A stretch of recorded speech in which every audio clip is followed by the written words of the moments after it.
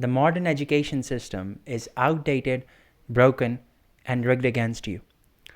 It is designed in a way that it takes away all of your positive qualities. But before we discuss how it annihilates all of your positive qualities, we have to understand where it came from. And to understand that, we have to go back in time, and we have to take a time travel back into 18th century Prussia.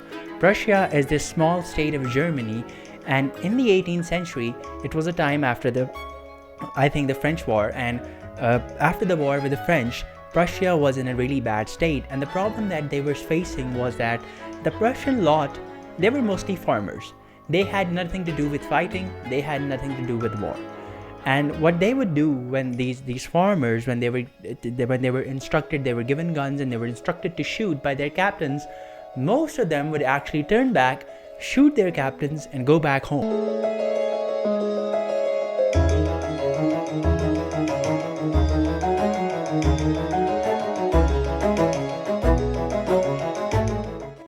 They wanted to do nothing with war. So Prussia was facing this problem where all of this lot, they had to protect themselves against war, but most of their lot were basically not warriors in that sense.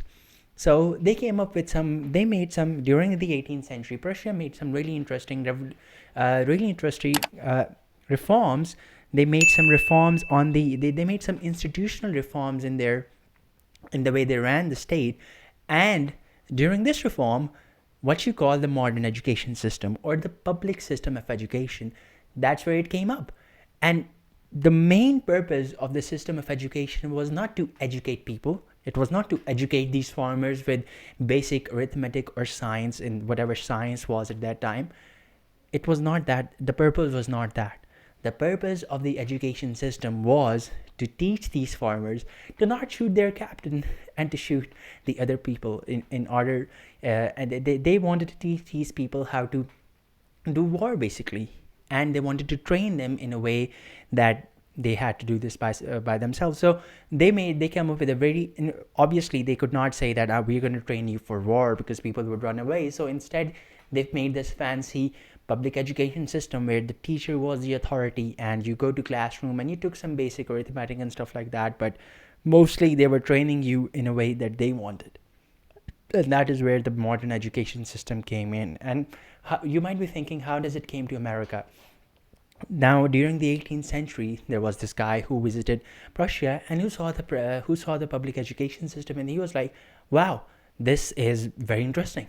So he came back. I think it was in Boston, and that is where he started his first public school. And this time, you might be thinking, why would this guy start?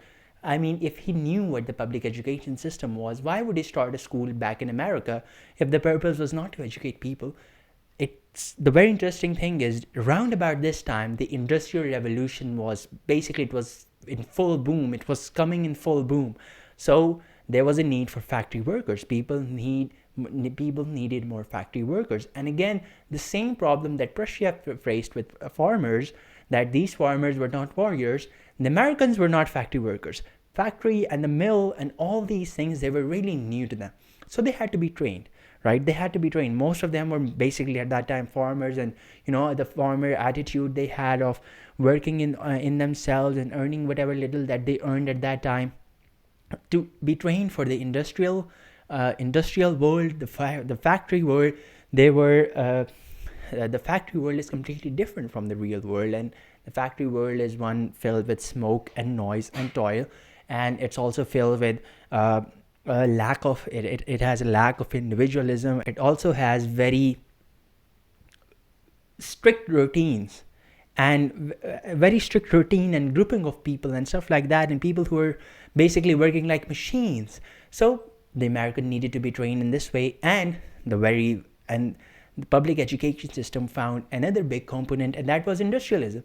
So the Americans, what they did is they implemented the education system, and the reason for implementing the education system was not to create educated people, it was to create people who could also be very good factory workers. And this is where you see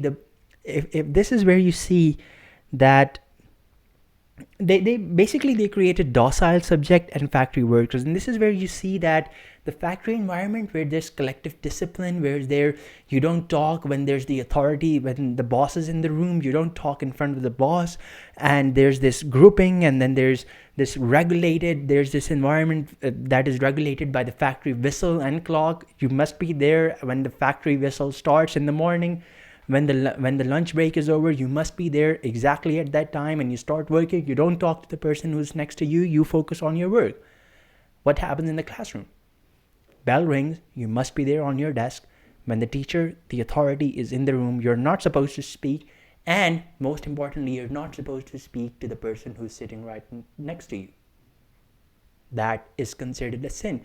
And if you take this even one step further, the factory environment, it also had this rigid system of uh, what we see in the school and the factory environment. There's this rigid system of grading. There's this rigid system of what you should wear, what you should not wear, and basically this regimentation and grading and marking and dressing, all of this was to train children, was to train these people that you should become good factory workers. And the COVID in the school, there was the COVID discipline, and then there was the overt discipline. And the COVID discipline was basic arithmetic, basic science, and stuff like that.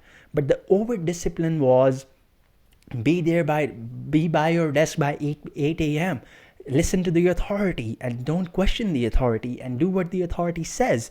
And basically there's this strict discipline and lack of individualism. But basically these are, I think, the two pillars, and you can add the third one in, which is strict grading, and basically but just strict collective discipline, right? And that is what they've added into it. So that is what this system is basically defined by, right? And this is how the public education system, this is the history of the public education system and how it came into place. And it was during the 19th century. Another influence that was made on the American public education system. A little side note here is, during this series we will talk about the American public education system. When we are talking about the American public education system, we are not only talking about that system, we are talking about the system that is fairly in most of the world to this date, whether that's India, Bangladesh, China, all these places. The education system is fairly the same. It is inspired by the American one, was inspired by the Prussian model, and the rest of the world was basically inspired by the American model. Because in generally it happens in other fields of data as well, that what we see in America, we start to slowly see in other countries as well. It's like the trends, they dissipate from there. So when we are talking about America, we are in this sense talking about most of the world as well. So in the 19th century America, there was this guy named Rockefeller. And what Rockefeller did, he invested, I think it was $168 million into creating the General Education Public Board. And what the General Education Public Board did, again, the very same interest that they had in mind was not to create educated people, was not to create thinkers, was not to create artists, was not to create men of science. Their main interest was to create workers, not thinkers. And Rockefeller, in fact, he didn't hide this interest. He showed it and he had also had a quote which goes that the main purpose of the system is not to create thinkers, but to create workers. And even going further, I'm quoting Rockefeller here. He said that